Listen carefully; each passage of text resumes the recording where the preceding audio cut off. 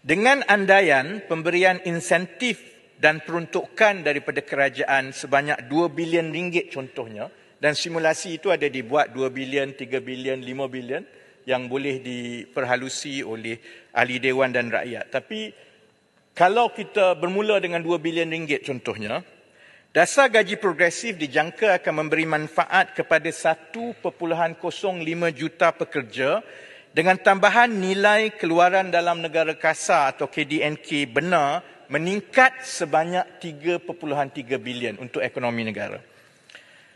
Ia juga akan memberi tambahan kepada caruman KWSP sebanyak 790 juta kerana sudah tentu gaji lebih tinggi, maka caruman KWSP lebih tinggi.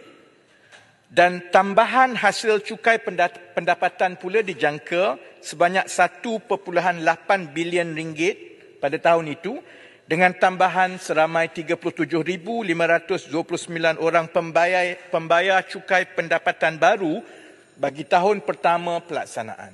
Konsepnya ialah apabila kita menaikkan gaji pekerja, lebih ramai pekerja yang akan berbelanja, yang pendapatannya lebih tinggi, lebih ramai yang akan membayar cukai kerana dia telah melepasi had pelepasan cukai dan sudah tentu juga simpanan KWSP dalam tabung KWSP akan meningkat.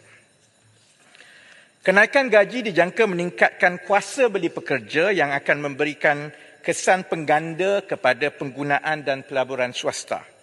Kenaikan gaji pekerja juga akan memberi kesan positif dari segi pengurangan kadar pengangguran di samping menambah baik bahagian pampasan pekerja kepada KDNK.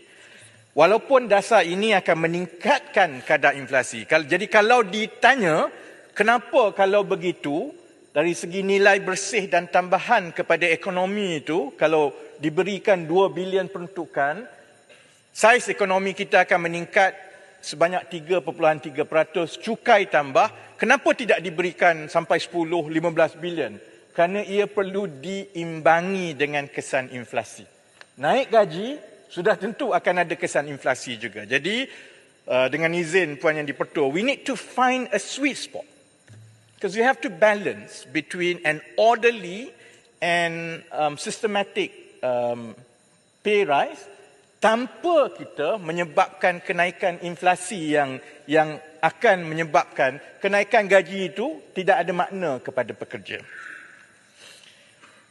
Tapi kita yakin kalau disusun dan datanya itu diperhalusi dan penetapan gaji itu dibuat dengan baik dari tahun ke tahun, kesan positif pertumbuhan ekonomi dilihat akan mengimbangi peningkatan kadar inflasi dalam jangka masa panjang.